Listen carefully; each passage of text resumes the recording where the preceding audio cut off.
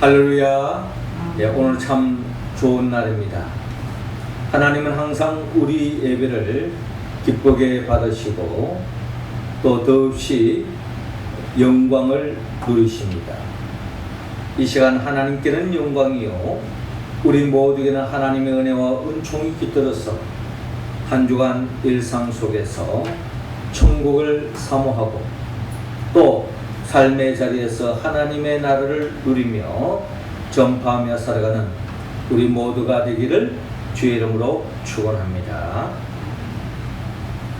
바포는 사람을 세 종류의 사람으로 분류한 바가 있습니다. 첫 번째는 거미와 같은 사람인데요. 거미는 다른 사람의 약점을 이용하고 또 함정을 봐서 거기에 걸리면 자신의 유익을 위해서 수단과 방법을 가리지 않는 그런 분류의 사람이 거미와 같은 사람이다 라고 이야기한 바가 있습니다. 그런가 하면 두 번째로 개미와 같은 사람입니다. 개미와 같은 사람은 다른 사람들에게 피해를 주지 않습니다. 그런다고 해서 도와주지도 않습니다.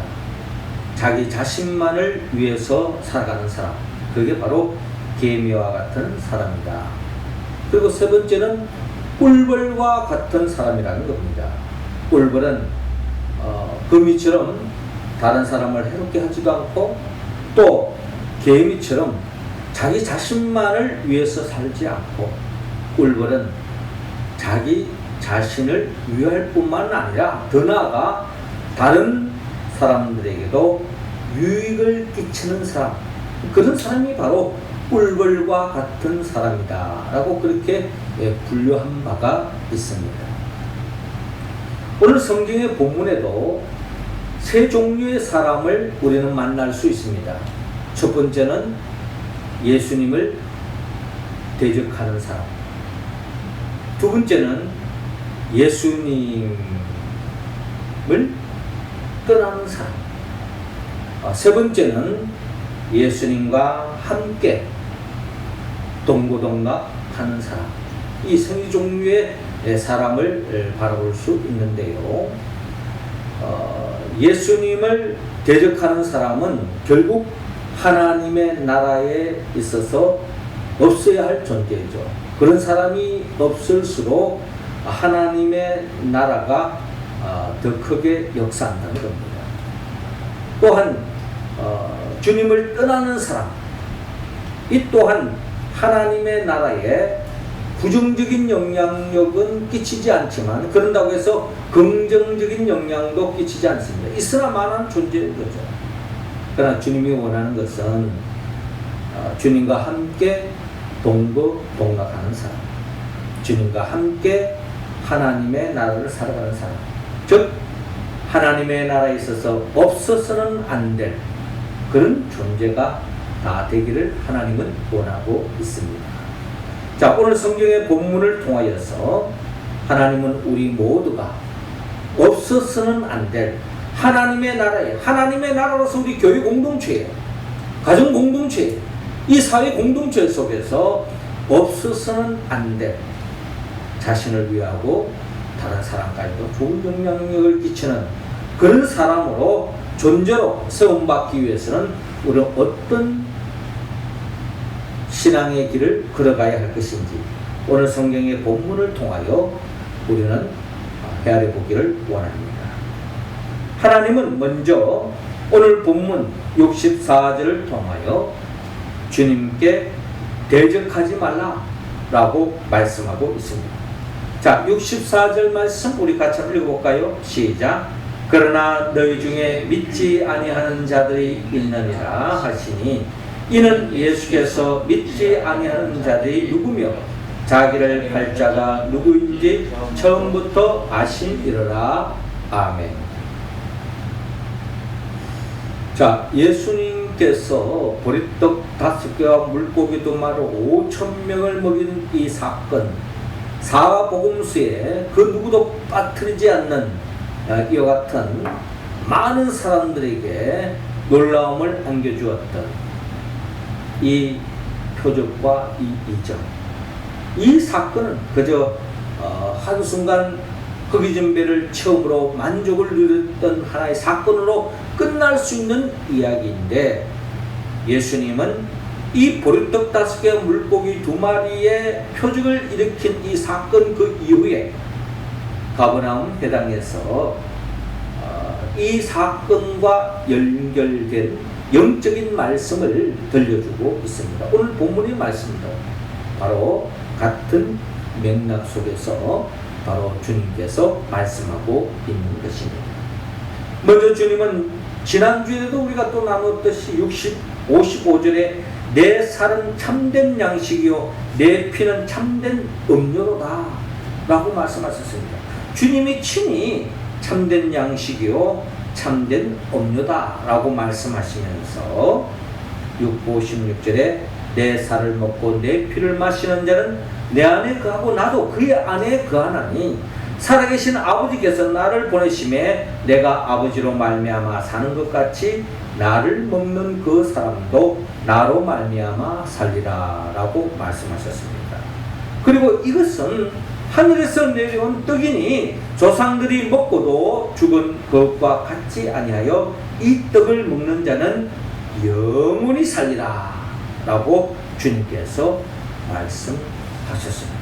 자, 이 말씀은 가버나움 회당에서 주님께서 가르쳐 주셨던 말씀인 것입니다. 자, 이 말씀은 지난 주일에 주님의 말씀은 결론적으로 예수님의 살과 피를 먹고 마실 때에 우리는 예수님과 하나가 되어진다 라는 말씀입니다. 예수님과 하나가 되어진다. 더 나아가 예수님과 하나가 될 뿐만 아니라 우리의 삶의 방향성이 예수님을 위하여 사는 삶으로 나아간다는 것입니다. 뿐만 아니라 예수님을 위하여 사는 삶이 한시적으로 끝나는 것이 아니라 영원히 예수님과 하나가 되어 예수님을 위하여 사는 영생의 삶으로 나아갈 수 있다고 주님의 말씀을 통하여 우리는 헤아릴 수가 있습니다. 자, 이런 말씀은 여러분 다분히 영적인 말씀인 것입니다. 육에 속한 사람은 이 말씀이 무슨 말인지, 무슨 뚱구름 잡는 이야기냐, 무슨 주님의 살과 피를 먹느냐, 우리가 무슨 식인종이냐 라는 생각에 머무를 것입니다. 그래서 오늘 보면 60절에 보니까 제자 중 여럿이 듣고 말하되 이 말씀은 어렵도다 누가 들을 수 있느냐 라고 기록되어 있습니다. 그러니까 예수님을 따르는 제자 중에 많은 무리가 이 말씀은 어렵도다 누가 들을 수 있느냐, 한마디로 예수님의 말씀에 대하여 귀가 열려져 있지 않기 때문에 말을 아무리 하더라도 우이독경식으로 속이에 경을 읽는 식으로 이해하지 못하고 있는 제자들의 모습을 바라볼 수 있습니다. 자, 이런 상황 속에서 예수님께서 스스로 제자들이 이 말씀에 대하여 수군거리는 줄 아시고, 예수님은 제자들의 마음을 다 읽고 있는 거죠. 주님께서 말씀합니다. 이 말이 너희에게 걸림이 되느냐? 그 말은 이 말을 이해하지 못하느냐? 또 아니 이 말을 너희들이 듣고 실족하고 있느냐? 시험 들었느냐? 한마디로 제자들의 반응은 예수님의 말씀에 대하여 아멘으로, 은혜로, 진리의 말씀으로 받아들이기보다는 마치 물과 기름처럼 서로 하나 되지 못하고 있는 현상을 바라볼 수가 있습니다. 자, 여기에 대하여 주님께서 그러면 너희는 인자가 이전에 있던 것으로 올라가는 것을 본다면 어떻게 하겠느냐라고 말씀하시며, 살리는 것은 영이니 육은 무익하니라. 내가 너희에게 이런 말은 영이요 생명이라 라고 말씀하고 있습니다. 그러니까 예수님의 말씀은 영에 속한 말씀입니다. 영에 속한 것만이 생명을 살릴 수 있다는 것입니다. 육에 속한 것은 결국 우리에게 달콤하게 다가오는 것 같고 쉽게 이해가 되는 것 같고 육에 속한 것이 마치 우리에게 유익이 되는 것 같고 거기에 우리가 더욱더 관심을 갖는 것이 현상입니다. 왜? 우리는 육적인 몸을 가지고 있기 때문에. 그런데 육에 속한 사람, 육에 머물러 있는 사람, 육적인 것만 추구하는 사람은 영적인 주님의 말씀에 귀를 기울이지도 않고 들어도 이해가 되지 않는 것이 현상인 것입니다. 그래서 주님은 영에 속한 말씀을 하시고 생명에 이르는 말씀을 하지만 절대다수의 많은 사람은 육에 속해 있기 때문에 영에 속한 말씀 이해하지도 못하고 그래서 생명에 이르지도 못하고 멸망길로 나아가는 것이 이 세상 사람들의 모습이고, 아니 그것은 뭐 세상 사람들의 모습은 당연한데 지금 예수님을 따라다니는 자칭 자기들이 예수님의 제자라고 하고 쫓아다니는 사람들도 예수님의 말씀을 온전히 이해하지 못하고 육에 속해서 결국에는 생명에 이르지 못하는 사람들이 많았다는 것을 우리는 볼 수가 있습니다. 62절에 보면 그 전에 주님이 이런 말씀을 하셔요. 그러면 너희가 인자가 이전에 있던 곳으로 올라가는 것을 본다면 어떻게 하겠느냐 하는 이 말씀은 예수님이 이전에 있던 곳은 하나님 보좌 우편이잖아요. 그 보좌 우편을 주님이 언제 올라가셨습니까? 예수님의 십자가 사건, 부활 사건 그 이후에 제자들과의 만남이 있고 난 뒤에 예수님이 성천하셨어요. 응? 올라가셨다는 거예요. 하나님 다시 보좌 이후로. 사실 그것을 너희가 본다면 어떻게 하겠느냐 하는 이 말씀 속에 우리는 헤아릴 수 있는 것은 장차 예수님이 어떤 길을 갈 것인가를 미리 보여주고 있습니다. 사실은요, 예수님의 제자들 모두는 이 예수님의 십자가 부활과 성천의 사건을 경험하기 전까지는 사실 예수님을 온전히 이해한 사람은 없었다는 것을 우리는 알 수가 있습니다. 왜? 아직도 제자들은 예수님을 쫓아다니는 것이 영생을 얻기 위하고 말은 번지리 이야기하고 주님의 영광을 위하여 살겠습니다. 말은 그렇게 하고 주는 그리스도라고 이야기하고 있지만 여러분 잘 알다시피 사실 예수님이 십자가에 못 박혀 죽음의 직전에 제자들은 다 예수님을 부인하고 배반하고 다 제갈길로 갔잖아요. 그러니 결국 지금 절대 다수 제자들은 아니 모두가 다 영에 속한 말씀, 생명에 이르게 하는 이 말씀을 온전히 이해하지 못하고 있다는 것이 현실적인 이야기라는 것입니다. 뿐만 아니라 주님은 이런 말씀합니다. 그러나 너희 중에 믿지 아니하는 자들이 있느니라 라고 말씀합니다. 너희 중에 믿지 아니하는 자들이 있다. 주님을 온전히 믿지 않고 있다는 거예요. 이게 바로 누구를 이야기하느냐. 결과적으로 보면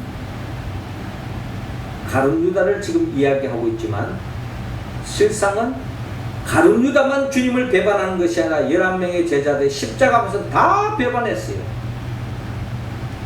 자, 그렇게 본다면 아직도 주님의 말씀을 온전히 믿지 않는 사람들이 많았다는 것을 이해할 수 있습니다. 그래서 이런 예수께서 믿지 아니하는 자들이 누구며 자기를 팔자가 누구인지 처음부터 아심이러라 라고 말씀하고 있습니다. 한마디로 예수님의 제자 중에 주님을 팔자가 있다. 그 말은 뭡니까? 주님을 대적할 사람이 있다. 이게 제자 중에 있었다는 것입니다. 자, 이 사람에 대하여 70절에 예수께서 오늘 본문을 다음 절에 나오는 거죠. 예수께서 대답하시되 내가 너희 12를 택하지 아니하였느냐 그러나 너희 중에 한 사람은 마귀니라 라고 말씀하셨습니다. 예수님의 12제자 중에는 예수님을 대적한, 예수님을 팔아넘길 배반자, 반역자가 있었는데 그것은 바로 마귀가 좋아하는 일을 도모하는 사람이 같이 있었다는 겁니다. 71절에 이 말씀은 가롯 시몬의 아들 유다를 가리키심이라. 그는 12 중에 하나로 예수를 팔자르라 라고 하는 이 말씀은 이제 요한복음에 기록될 당시에 이제 이 예수님이 십자가에 못 박아 죽으시고 부활하사 성천하시고 난 뒤에 훗날에 요한이 기록된 말씀이고, 그 당시에는 예수님의 제자 중에 누가 팔 것인가, 누가 마귀 일을 할 것인가 라고 하는 것은 아무도 모르고 있습니다. 물론 가룟 유다는 알고 있었을지 모릅니다. 여러분, 예수님에 있어서 가룟 유다는 금이와 같은 존재입니다. 하나님의 나라에 있어서 금이와 같은 존재, 교회 공동체에 있어서 금이와 같은 존재, 사회 공동체 속에서 금이와 같은 존재. 금이와 같은 존재는 다른 사람이 실수하기를, 다른 사람의 흑점을 발견하고 또 함정을 파서 그게 걸리기만 하면은 그 사람을 잡아먹는, 자신의 유익을 위해서는 수단과 방법을 가리지 않는 사람, 이게 바로 금이와 같은 사람이라는 것입니다. 이런 가룟 유다를 향하여 예수님께서는 저가 나지 않았더라면 더 좋았을 것이다 라고 훗날에 주님께서 말씀하신 것입니다. 우리 가운데는 한 사람도 이런 사람이 없어야 하겠습니다.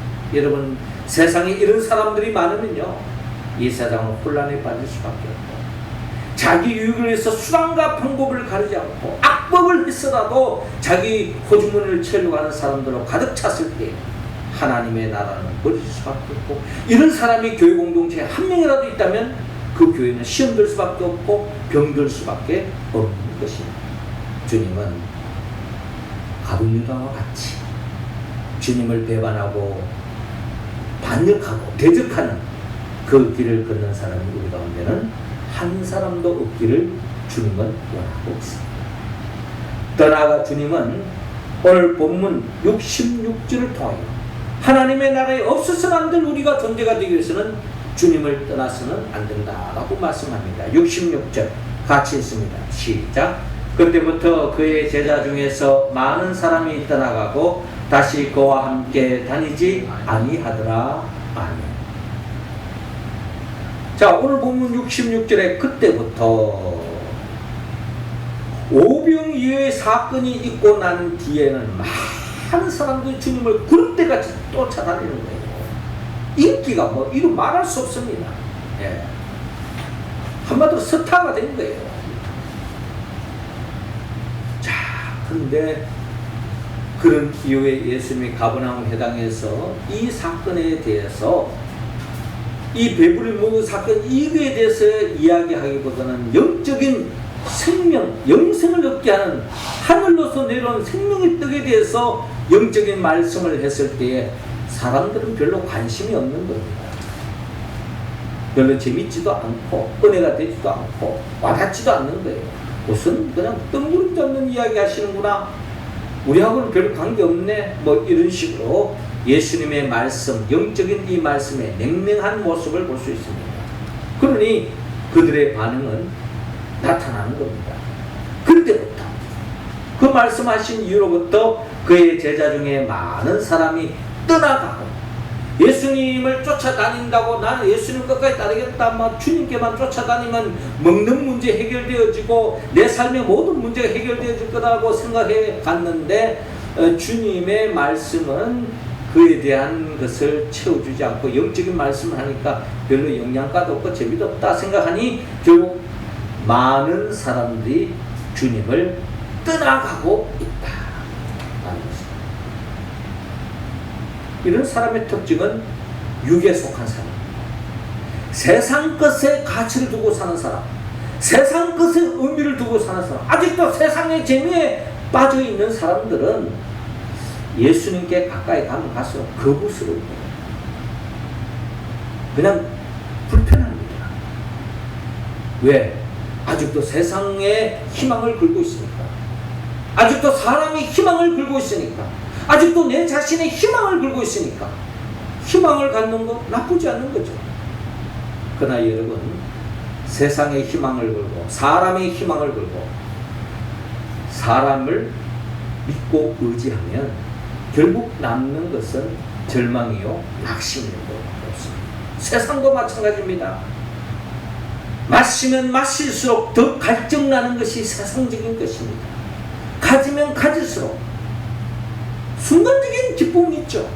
여러분 목마를 때 바닷물 마시보세요. 일단 갈증은 해소되는 것 같지만 그에 따르는 갈증은 이루 말할 수 없는, 결국에는 배가 터지도록 물을 마시보세요.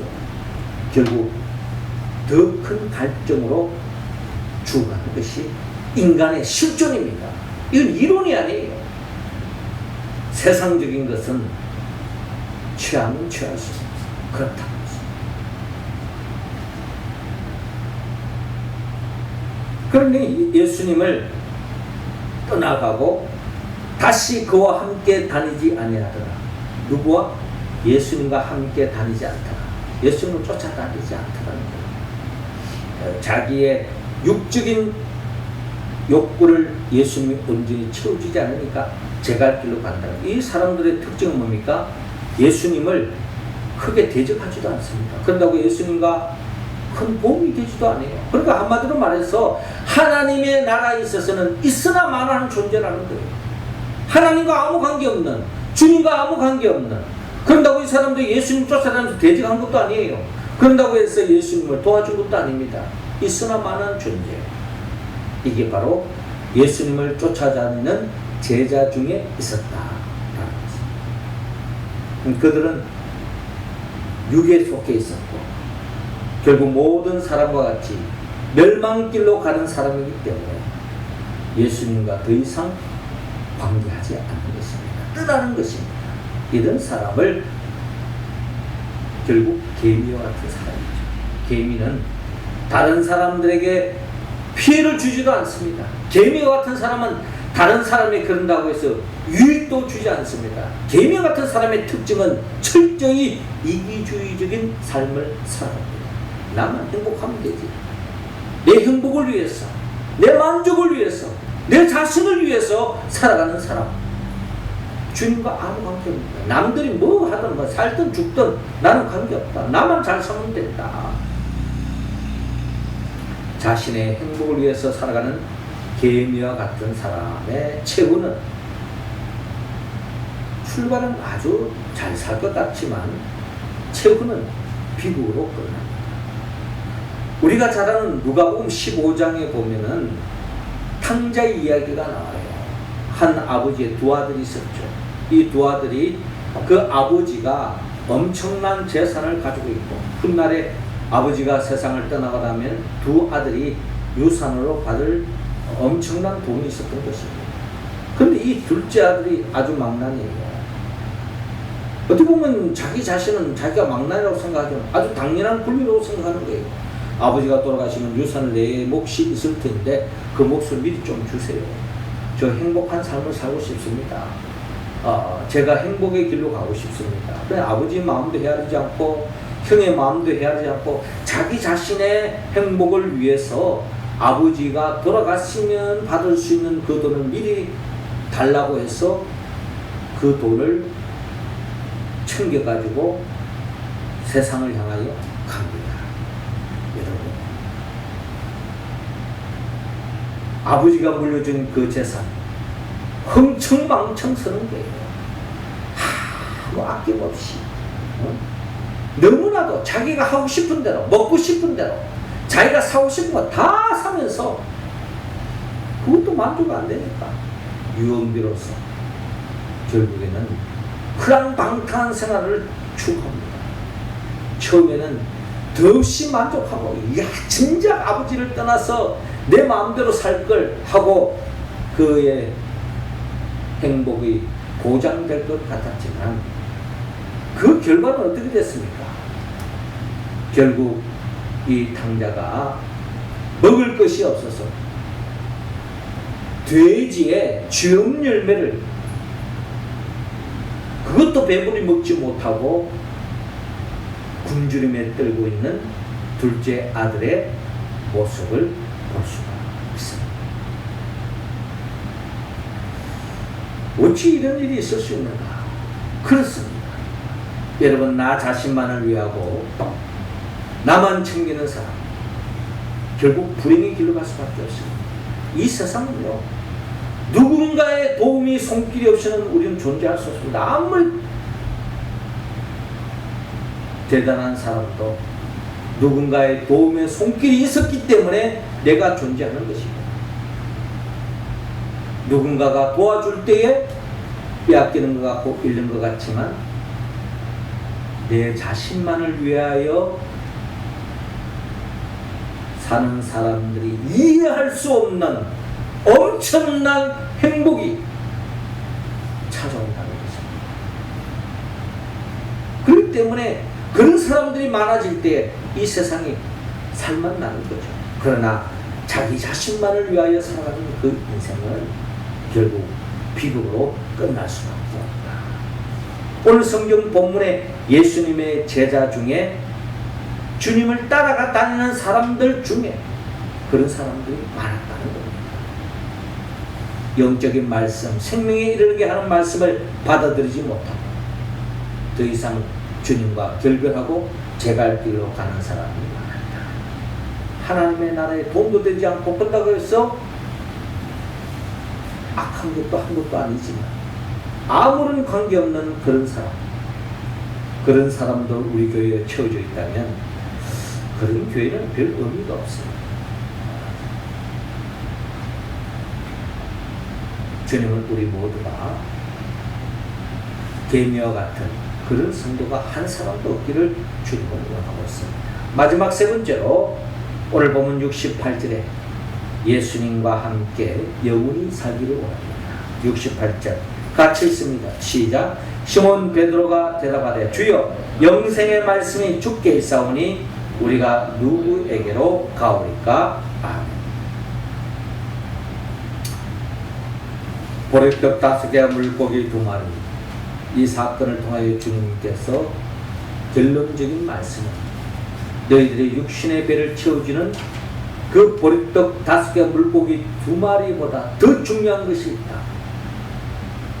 영원한 생명에 이르게 하는 생명의 양식이요 음료인 예수를 먹고 마셔야 한다. 그 말은 예수님이 나를 위하여 십자가에 못 박아 죽으시고 부활하신 이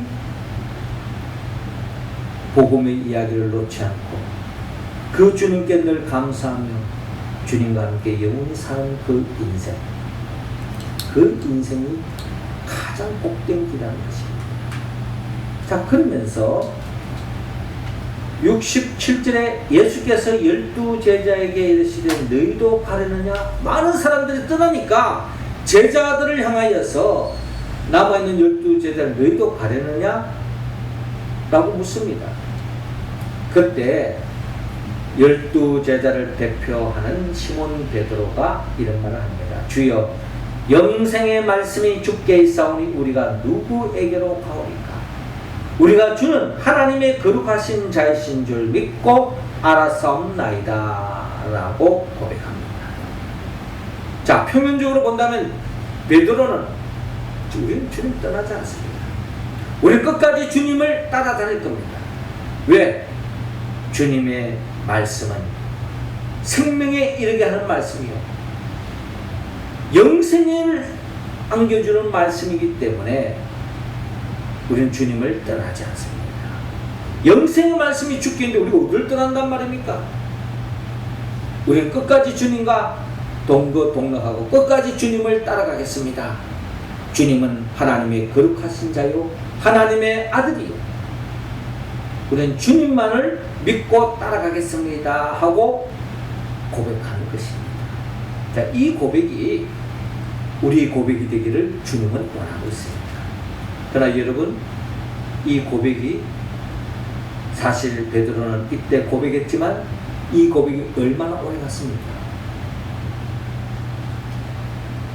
예수님께서 나는 십자가에 못 박아 죽고 부활할 거다, 이제 실제적인 너희들을 위하여 살과 피를 주겠다라고 하는 이 말씀을 실현하기 위해서 십자가의 길을 걸어갈 때에 베드로는 사실 그 주님의 그 영적인 그 일을 이해하지 못했던 것입니다. 그러면서 주님을 절대로 죽지 않을 겁니다.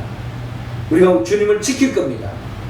내 목숨이 다하는 한이 있더라도 주님을 지키겠습니다. 그때 주님 뭐라고 말했습니까? 네가 다가오기 전에 나를 3번이나 부인할 것이다. 천만의 말씀요. 다른 제자들도 다 떠나가고 다 부인할지라도 저는 끝까지 주님을 지키겠습니다. 이게 바로 베드로의 심정입니다. 근데 여러분 잘 알다시피 베드로가 주님을 3번이나 부인하고 배반의 길을 걸어갔던 것을 바라볼 때에 우리 또한 지금이야 우리는 끝까지 주님과 함께 하겠습니다, 주님을 끝까지 동거하겠습니다 라고 이야기하지만 상황이 바뀌면 한순간에 주님을 부인하고 배반할 수 있는 가능성을 우리 또한 가지고 있다는 겁니다.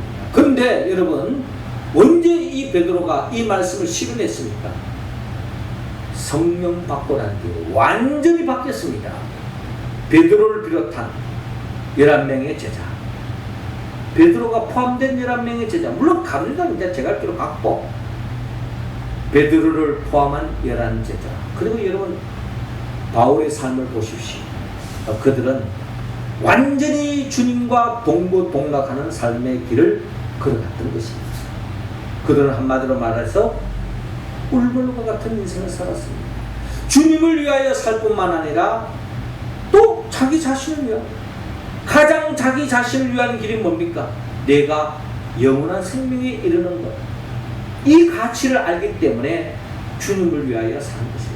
또 주님을 위하여 사는 사람은 내 이웃을 내 몸과 같이 사랑할 수밖에 없는 거죠. 그래서 베드로를 비롯한 11명의 제자와 심지어 사도 바울은 자기 목숨까지 순교를 당하면서까지 하나님을 위하고 주가는 생명을 위하는 삶으로 나아갔던 그런 삶을 살았던 것이 예수님의 진정한 제자들의 모습이었다는 것입니다. 사랑하는 성도 여러분, 주님은 우리 교회 공동체의 모든 성도들 주님을 대적하지 않고 주님을 떠나지 않고 주님과 함께 영원히 살기를 원합니다. 예수님과 하나가 되어 예수님의 영광을 위하여, 그것도 한때 그런 것으로 끝나는 것이 아니라 영원히 주님 오시는 그날까지 그 길을 걸어가기를 원합니다. 그런데 어떻게 우리가 이 말씀에 온전히 응답할 수 있을까요? 성령의 도움이 없이는 할 수 없다. 조금 전에 말했듯이 베드로도 그렇게 큰 소리 쳤지만 성령 받기 전에는 상황이 바뀌니까 나는 예수를 모른다, 주님을 3번치나 부인했던 게 베드로의 모습이 남의 이야기가 아니라 우리의 모습이 될 수 있다는 것입니다. 그러니 성령을 충만하게 못하면, 성령은 예수님이 누구인지 아는 자에게 성령이 임합니다. 예수님이 누구입니까? 예수님은 우리를 위하여 천지 만물을 창조하십니다. 그 말씀으로 창조된 세상 속에서 더없는 복을 누리기를 원했지만 아담과 하와가 범죄함으로 결국은 에덴 동산의 복을 상실한 절망과 죽음을 향하여 달려가는 우리를 구원하기 위해 친히 인간의 몸으로 오셔서 우리의 모든 허물과 죄와 부족함을 다 짊어지고 십자가에 못 박혀 죽으시고 죽은 자 가운데 3일 만에 부활하시고 승천하셔서 하나님 보좌 우편에서 우리에게 성령을 보내주시는 성령의 도심으로 끝까지 주님의 뜻대로 살아가는 주의 백성들, 새하늘과 새 땅으로 이끌어 주게 하여 장차 재림하여 오신 그 예수부터 그분의 영보에서 성령의 도움을 받았어. 끝까지 주님을 대적하지 않고 주님을 떠나가지 않고 끝까지 주님과 동거동락하며 주님의 살과 피를 먹고 마시고 영생에 이르는 우리 모두가 되기를 주의 이름으로 축원합니다. 기도드리겠습니다. 하늘에 계신 우리 아버지, 이 시간 우리 한 사람 한 사람에게 성령의 기름을 부어 주옵소서. 성령 충만함으로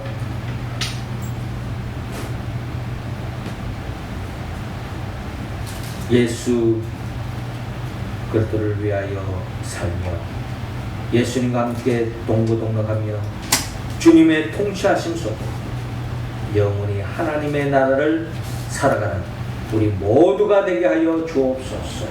예수님의 이름으로 기도하옵나이다. 아멘.